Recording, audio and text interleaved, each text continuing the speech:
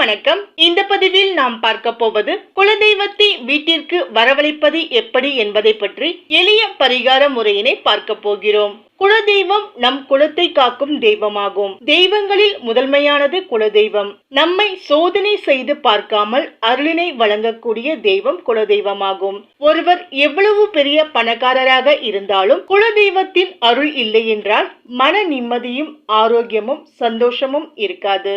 ஒரு சிலர் குலதெய்வத்தை வணங்கி வந்தாலும் நன்மைகள் உண்டாகாமல் இருக்கும். இதற்கு காரணம் நமக்கு வேண்டாதவர்கள் கெட்ட சக்திகளின் மூலம் குலதெய்வத்தின் கண்களை கட்டிவிடுவார்கள்.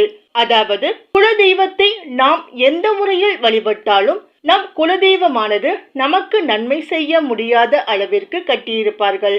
அந்த கெட்ட சக்திகளின் கட்டுகளை எல்லாம் அகற்றி குலதெய்வத்தை நம் வீட்டிற்குள் வரவைக்க ஒரு சிவப்பு துணியில் விரலி மஞ்சள், குங்குமம், விபூதி, சந்தனம், பச்சை கற்பூரம், சாம்பிராணி தூள், அடுப்பு கறி ஆகிய இந்த பொருட்களை வைத்து சிவப்பு நூலால் சிறிய மூட்டை போல் கட்டி உங்கள் வீட்டின் நிலவாசப்படிக்கு உள்பக்கமாக ஆணியடித்து மாட்டிவிட வேண்டும். அதாவது வாசப்படிக்கு வெளியே நிற்பவர்களுக்கு உள்ளே இருக்கும் இந்த மூட்டையானது தெரியக்கூடாது. இதை ஒருமுறை செய்து உங்களது வீட்டில் மாட்டிவிட்டால் போதும்.